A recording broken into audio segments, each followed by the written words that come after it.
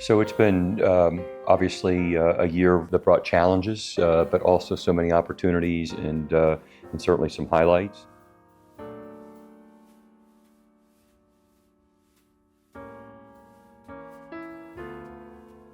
The start of the semester with just a week in where we had the tragedy on campus with the shooting of Dr. Yen, obviously created a lot of concern on campus, but I'm very pleased with how the community responded, the way that the resilience of our students and faculty and staff, and what we learned from that event, and the way in which we made some changes to our emergency action plan and protocol. You prepare for days like that, but hope that you never have to activate a plan.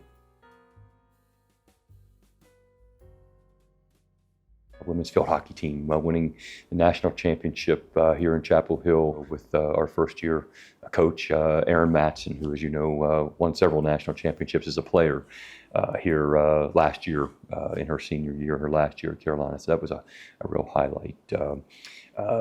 The U.S. News and World Report rankings, which had Carolina moving up from number 5 among all publics to number 4, maintaining our status as number 1 in the best value ranking, which brings both quality and affordability and accessibility, something that we're passionate about here at Carolina.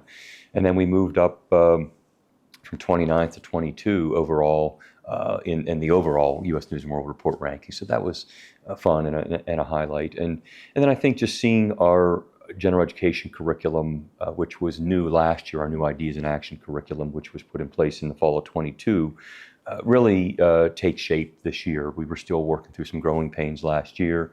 This year, I feel really good about it. I'm hearing positive feedback from my student advisory committee and others about the way in which that curriculum, again, has Carolina leading as we prepare the next generation of leaders.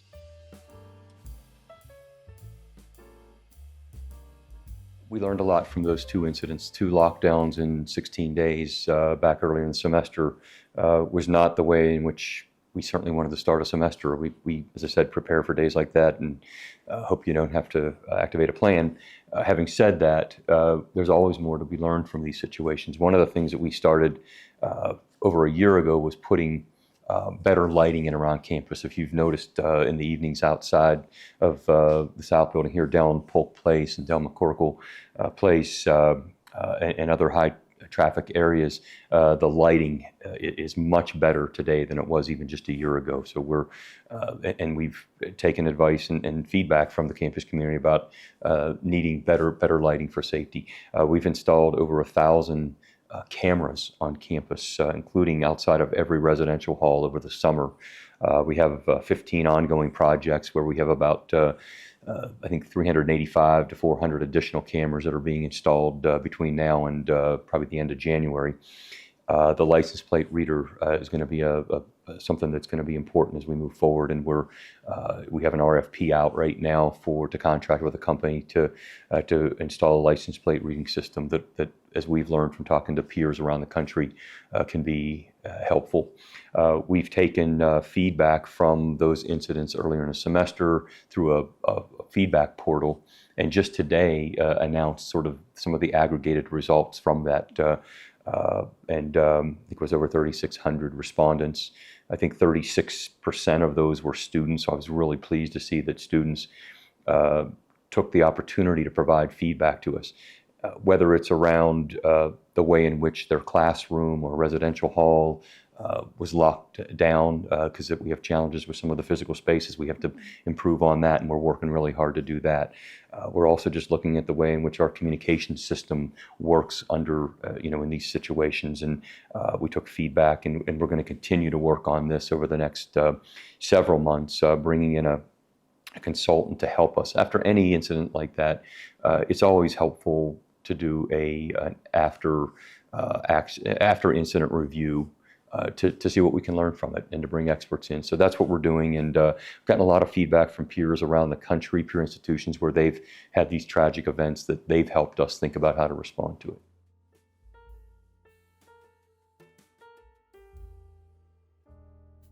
I have spent a lot of time with student groups over the past few months around this issue, as have members of my leadership team, and really proud of the way in which we've been receiving really important feedback from students. And as I said earlier, there's a lot of differing opinions on this, and I think it's important that we are listening to all of those groups and differing opinions, respecting people's First Amendment rights, but also reminding the community of the importance of respectful dialogue and what can be learned. I think if there's one thing that I've learned about this, that is that there's a lot of misinformation around this conflict. There's a lot that's out there on social media that's often painful to read and to hear. A lot of it is borderline hate speech that we have to do better with, and I think that's the responsibility of a leading global public research university that has incredible resources, such as a program for public discourse that we started about 6 years ago, that brings people together to model respectful discourse and debate. We have a incredible Carolina Center for Jewish Studies. We have a Center for Middle Eastern and Islamic Studies that have been holding, in some cases, joint roundtables. And I think we need to do that. We have to be thoughtful about the approach we're taking, and hopefully trying to educate people so that, again, we can be part of the solution rather than the problem.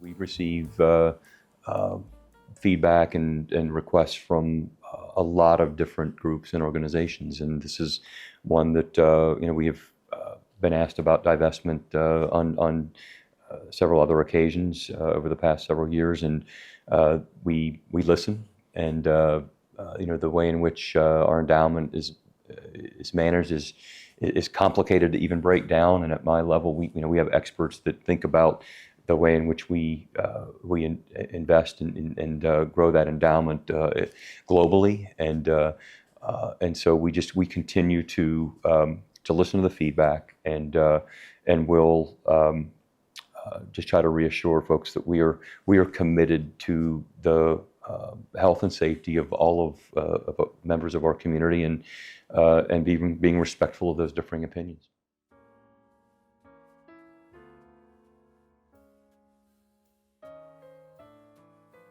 We have a lot of old roofs and HVAC systems and things that cost a lot of money, and so that backlog has gotten to the point where it is about $1 billion right now.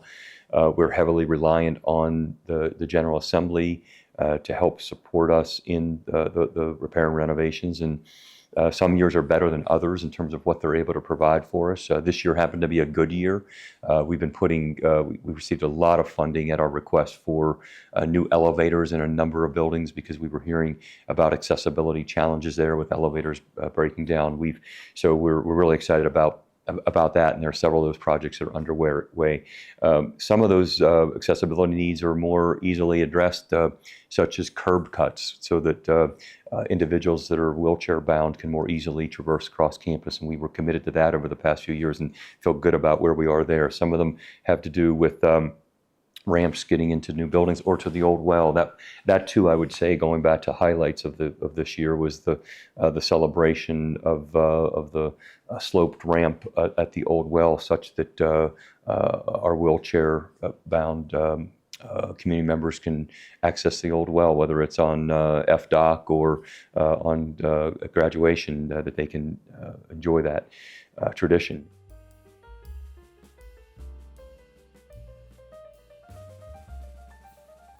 So as you well know, June 29th of this past year, the Supreme Court ruled against us in our holistic admissions Students for Fair Admissions case in which we have been using race as one of many factors in our admissions process. And so we were disappointed by that outcome, but as I've said over and over, we're built for this. And we will do everything possible to ensure that we can build a class each year that brings diversity of all types into that incoming class. Our curriculum, and I've taught here for 28 years, is an incredible curriculum. But I think it comes to life when discussions are had in the classroom with students with different lived backgrounds. And so we are committed to that, and we'll continue to work to build a robust class each year, a robust applicant pool, such that we can, in the absence of race being a factor there, that we can ensure that diversity is showing up.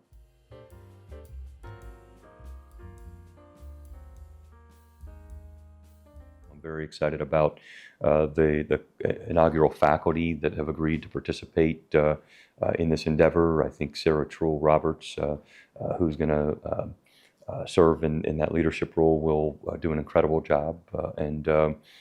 And so I think a lot of opportunity ahead. And I've said that I think we're going to get this right. I'd rather us rush to get it right than rush to be first to do it. And I think as the nation's first public university, that we have a responsibility to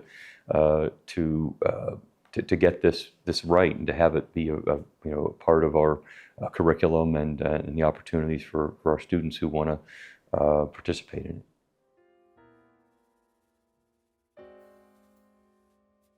Our nation was facing a mental health crisis before the pandemic, and it was certainly hitting higher education. And the pandemic that started early in 2020 really exacerbated the situation.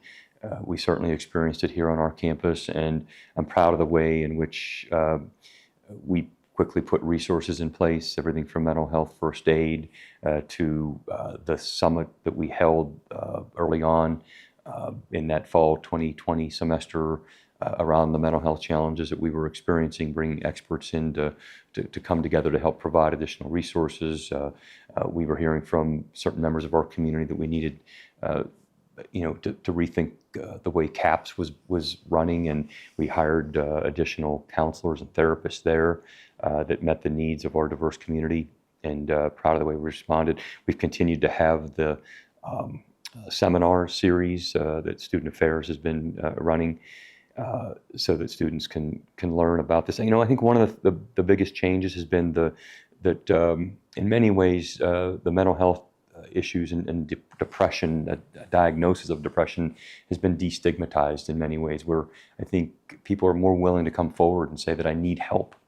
And I want to share my experiences and to help others. And I think we're in a better place today than where we were even a year and a half, 2 years ago.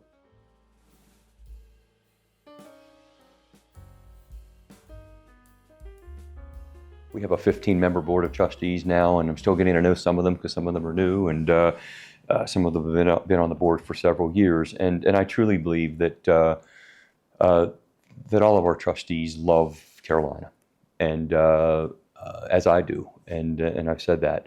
I think that there are some trustees that they think there may be a different approach, a different way of moving the university forward, and others that think that things are going great. And so there's always going to be some sort of what I like to describe as a healthy tension that exists.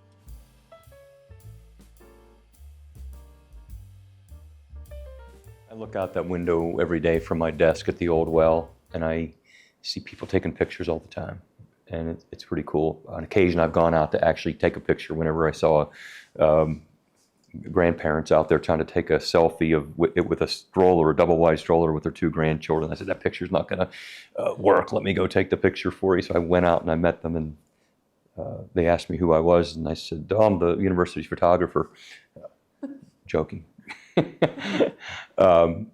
Told them who I was and developed a friendship with them. And I told them, I said, I hope your grandchildren in the stroller, when they become Tar Heels, to take their picture at the old well at graduation, are as proud of the university as you are today to take that picture with them, and as proud as you were, because they were both alums of Carolina from back in the early 80s.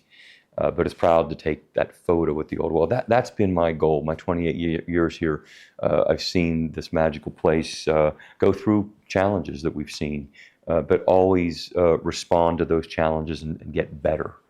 And that's what I'm proud of. And I always want you as students at Carolina to feel proud of Carolina and to take that photo and to share it with others. And when you come back as an alumnus someday, to feel proud about taking that photo, and then someday maybe your grandchildren in that thing. I probably won't be here to go out and take the photo for you, but that's what I'm most excited about, is to see the progress we've made.